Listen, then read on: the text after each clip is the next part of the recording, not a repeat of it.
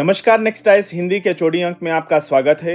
आज की पहली न्यूज पर बात करते हैं। इस न्यूज को द हिंदू ने कवर किया था अपने पेज नंबर 10 पर और ये गवर्नेंस सेक्शन की न्यूज है जो जीएस पेपर 2 के अंतर्गत शामिल होगी। न्यूज ये है कि does data justify sub division of Kota's. Bharat के रिजर्वेशन सिस्टम यानी आरक्षण प्रणाली का उद्देश्य ऐतिहासिक रूप से हाशिए पर पड़े समुदायों, विशेष रूप से एससी यानी अनुसूचित जातियों और एसटी यानी अनुसूचित जनजातियों का उत्थान करना है। सदियों से चले आ रहे सामाजिक और आर्थिक बहिष्कार को एड्रेस करने, उच्च शिक्षा, सरकारी नौकरियों और पब्लिक ऑफिस तक पहुंच प्रदान करने के लिए आरक्षण की शुरुआत की गई थी। हालांकि 75 वर्षों के बाद इस बात को लेकर चिंताएं हैं कि क्या यह सिस्टम सभी एससी सब ग्रुप्स यानी एससी उप समूहों को समान रूप से लाभान्वित कर रही है। पंजाब जैसे कुछ राज्यों ने शेड्यूल कास्ट यानी अनुसूचित जाति कोटा को विभाजित करने का प्रयास किया है, लेकिन इस दृष्टिकोण की प्रभावशीलता पर बहस होती है। Schedule caste similar to other backward यानी अन्य पिछड़े वर्गों के समान, जैसे ओबीसी ग्रुप में क्रीमी लेयर का कंसेप्ट है। बहिष्कार के सुप्रीम कोर्ट के सुझाव में पर्याप्त सबूत नहीं है। अभी कुछ दिन पहले सुप्रीम कोर्ट ने एक स्टेटमेंट दिया था कि ओबीसी में जैसे क्रीमी लेयर का कंसेप्ट है वैसे अब एससी में क्रीमी लेयर लागू होना चाहिए, ताकि एससी में जो पिछड़े रह चुके हैं, जो विकास की मुख्य धारा यानी मेन स्ट्रीम में नहीं आ पाए हैं, उनको आने में सहायता मिलेगी क्रीमी लेयर से। तो लेकिन उसकी बात को अपनाने में अभी समय लग सकता है।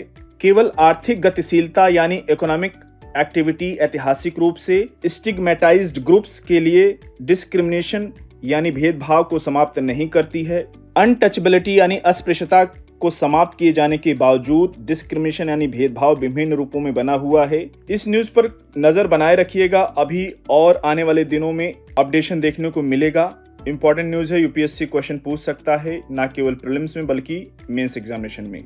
अगली न्यूज की ओर बढ़ेंगे हम लोग। इस न्यूज को द हिंदू ने कवर किया था अपने पेज नंबर 4 पर और ये इन्वायरमेंट सेक्शन की न्यूज है जो जीएस पेपर 3 के अंतर्गत शामिल होगी।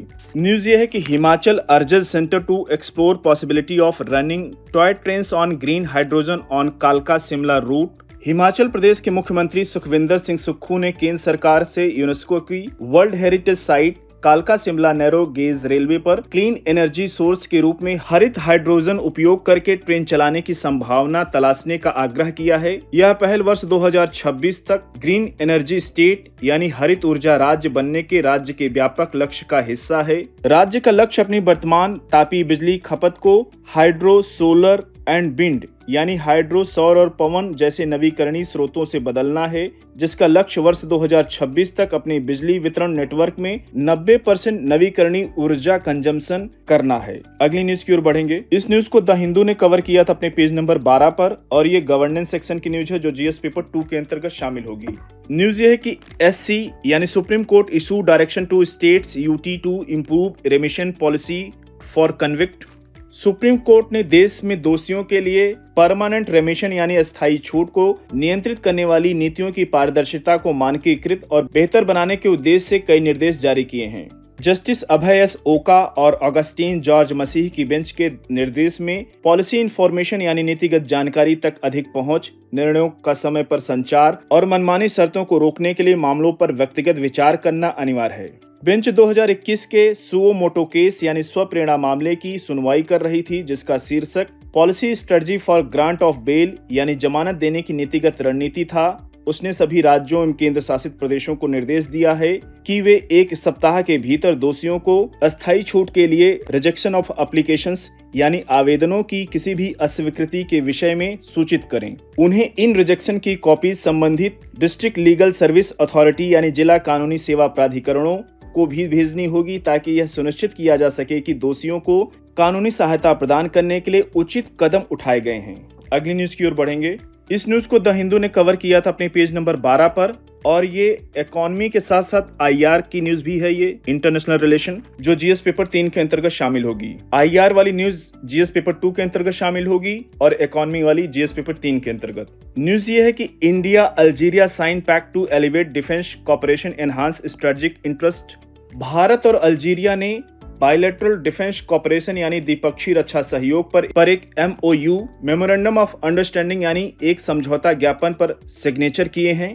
इस पर CDS यानी chief of defence staff general Anil Chauhan और उनके समकक्ष अल्जीरियाई पीपल्स नेशनल आर्मी के chief of staff Said Chanegriha ने हस्ताक्षर किए। जनरल चौहान 31 अक्टूबर से लेकर 3 नवंबर तक उत्तरी अफ्रीकी देश की ऑफिशियल विजिट यानी आधिकारिक यात्रा पर थे। MOU दोनों देशों के बीच डिफेंस पार्टनरशिप को बढ़ावा, आपसी समझ को बढ़ावा देता है और स्ट्रेटेजिक इंटरेस्ट यानी रणनीतिक हितों को भी बढ़ावा देता है। भारत ने अल्जीरिया में अपनी डिफेंस ब्रांच को पुनः स्थापित किया है और भारत में अल्जीरिया की डिफेंस ब्रांच को खोलने का भी स्वागत किया है। अगली न्यूज की ओर बढ़ेंगे। इस न्यूज को इंडियन एक्सप्रेस ने कवर किया था अपने पेज नंबर 14 पर और ये डिफेंस सेक्शन की न्यूज है जो जीएस पेपर 3 के अंतर्गत शामिल होगी। न्यूज ये है कि Japan successfully launches defence satellite carried by new flagship S3 rocket. Japan ने 6 नवंबर 2023 को एक नए S3 रॉकेट पर डिफेंस सैटेलाइट किरामेकी नंबर 3 को लॉन्च किया, जिसका उद्देश्य अपनी सैन्य क्षमता को बढ़ाना है। उपग्रह को सूचना संग्रह और सैन्य अभियानों के लिए डिजाइन किया गया है।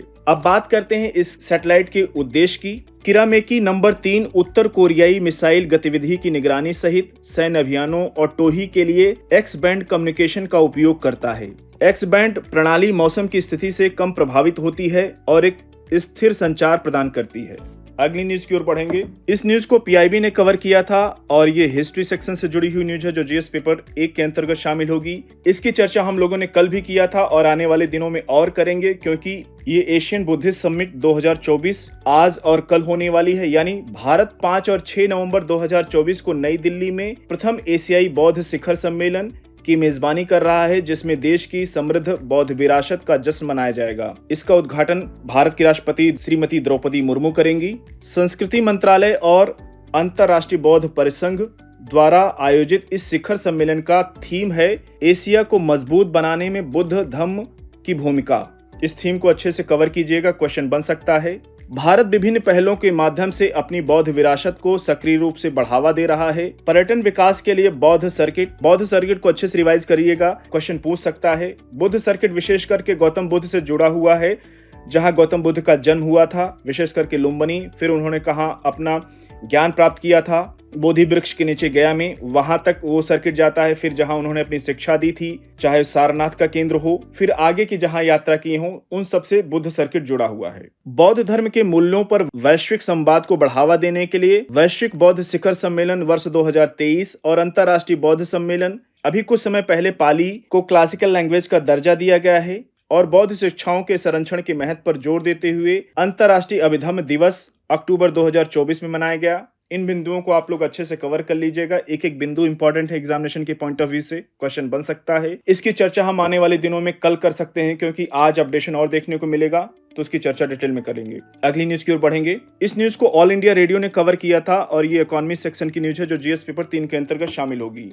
न्यूज ये है कि प्रधानमंत्री नरेंद्र मोदी ने 17 सितंबर 2023 को यशोभूमि द्वारका नई दिल्ली में प्रधानमंत्री विश्वकर्मा योजना की शुरुआत की, यानी पिछले वर्ष। प्रधानमंत्री विश्वकर्मा योजना एक राष्ट्रीय एकीकरण कार्यक्रम के रूप में कार्य करती है जो विविध शिल्प और शिल्पकारों को एक साथ लाती है। अगर इनकी बात करें तो इसमें बढ़ई हो गए, राजमिस्त्री और दर्जी जैसे पारंपरिक शिल्पकारों और कारीगरों को आत्मनिर्भर बनाने के लिए शुरू केंद्र सरकार की प्रधानमंत्री विश्वकर्मा योजना ने काफी प्रगति की है। इसके अंतर्गत अब तक 2.58 करोड़ आवेदन जमा किए जा चुके हैं। इस फिगर को याद रखिएगा। देश भर में 18 से अधिक ट्रेडों पर ध्यान केंद्रित करते हुए, जिसकी चर्चा भी हम लोग कर चुके हैं, ट्रेड की चर्चा की, विशेष करके चाहे वो बढ़ई, राजमिस्त्री, दर्जी, नाई भी इसमें शामिल होते हैं। लोगों को स्किल यानी कौशल को शिल्प की एक मोज़ेक को जोड़ने, मिश्रण करने, क्यूरेट करने के लिए एक मंच प्रदान करता है। तो इस योजना को अच्छे से कवर कर लीजिएगा, क्वेश्चन बन सकता है। साथियों, आज के HOD अंक को यहीं पर समाप्त करते हैं। मिलते हैं नेक्स्ट अंक में कुछ और इंपॉर्टेंट न्यूज के साथ। तब तक जुड़े रहिए नेक्स्ट आईएएस हिंदी के साथ। धन्यवाद।